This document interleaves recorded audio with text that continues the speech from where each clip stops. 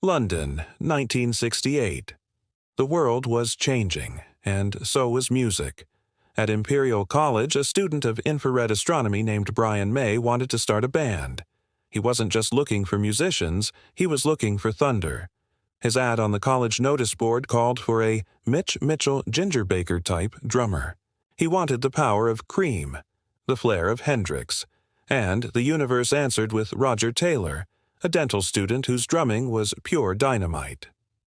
Along with Brian's art school friend, Tim Staffel, they formed a band called Smile. They had a raw, hard rock energy that started getting attention. They were opening for giants like Pink Floyd and Yes. But there was always one person in the crowd watching their every move. A flamboyant art student and friend of Tim's named Farrokh Bulsara, who everyone already called Freddie. He was their biggest fan and their harshest critic, constantly telling them they were brilliant but needed more showmanship, more drama. He saw a bigger picture. Freddie even asked to be their lead singer, but the spot was already taken. So he waited, honing his skills in other bands, knowing his moment would come. Smile had a brief taste of success, signing a single deal with Mercury Records in the U.S. They recorded in the famous Trident Studios, but the single, Earth, went nowhere. No promotion, no sales. For Tim Staffel, whose musical tastes were shifting anyway, it was the final straw. In the spring of 1970, he quit. For Brian and Roger, it felt like the end. But that very same night, their most dedicated fan stepped out of the shadows. Freddie made his move. He said, "I know what's wrong with you guys. You need me." They were skeptical. But then he sang. And in that moment, everything changed. A new band was born. On June 27, 1970, they played their first gig, booked by Roger's mom. The poster said Smile, but on stage they declared a new name. "What do you think of the name Queen?" Freddie had asked a few weeks earlier. His friends thought it was a joke, a bit too camp. But Freddie was dead serious. "It's wonderful, dear," he insisted. "It's regal, majestic. People will love it." He didn't just rename the band, he remade himself. Inspired by a line from his own song, My Fairy King, Farrokh Bulsara legally became Freddie Mercury. He even designed their iconic crest, weaving together their zodiac signs. 2 lions for Leo's Roger and John, a crab for Cancerian Brian, and 2 fairies for Virgo Freddie. This wasn't just a band, it was an entire concept. But one piece was still missing. The bass player position was a revolving door. They needed more than just a musician, they needed the right chemistry. In early 1971, at a disco, they met a quiet 19-year-old electronics student named John Deacon. He came to the audition with his bass and a small homemade amplifier he'd built himself, the now legendary DC amp. He was unimpressed when he'd first seen them play, but now his melodic precision was the anchor they desperately needed. He was the calm in their creative storm, the quiet center to Freddie's peacock, Roger's firecracker, and Brian's intellect. The final piece of the puzzle had clicked into place. On July 2, 1971, the classic lineup of Queen played their first show together. Their vision was grand, but their reality was grim. The band was broke, sharing a cramped flat.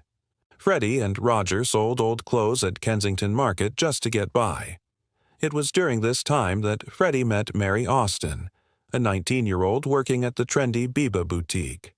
They fell deeply in love, living in a tiny room that cost just £10 a week. For years, as Freddie chased his rock and roll dream, it was Mary who paid the bills and kept them afloat. She was his rock in a world of uncertainty. Professionally, they were hitting wall after wall. In 1972, after countless rejections, they signed a punishing deal with Trident Studios. It gave them access to top-tier recording gear, but with a massive catch. They could only use it during downtime. These were the graveyard shifts from 2 a.m. to 7 a.m. after stars like David Bowie and Elton John had gone home. Those stolen hours were, as Roger Taylor called them, gold dust. They worked relentlessly, re-recording their songs, often clashing with producer Roy Thomas Baker. The arguments over their first single, Keep Yourself Alive, were legendary. They just couldn't capture the live energy they wanted, until a young engineer named Mike Stone finally nailed the mix. After all that work, their troubles weren't over. Trident spent 8 agonizing months just trying to find a label to release the album. Most dismissed them as a copy of Led Zeppelin or Genesis. To keep their spirits up, the band would read out bad reviews of Zeppelin's early work to each other, a bit of gallows humor to prove that even giants had to start somewhere. Finally, EMI picked them up, and on July 13, 1973, their debut album, Queen, was released. In a quirky move, they credited John Deacon as Deacon John, just because they thought it sounded cooler. The reception was lukewarm. The album didn't chart, and Keep Yourself Alive flopped. By the time the world heard it, the band had already moved on. The songs felt old, and Brian May hated the stiff and dead sound of the recording. They were broke, frustrated, and totally invisible. The majestic dream of Queen seemed to be fading away. Then the phone rang. David Bowie had just canceled his appearance on the massive BBC music show, Top of the Pops. The slot was offered to Queen. This was it. Their one shot. They had a new song, a frantic, fantasy-filled track called 7 Seas of Rye. As they walked into that BBC studio, the weight of their entire future rested on a 3-minute performance. It was now or never. Thank you so much for watching our deep dive into the birth of a legend. It's a story of talent, timing, and sheer, unbreakable will. If you enjoyed this journey, please hit that like button and subscribe to our channel for more stories behind the music. We'll see you in the next one.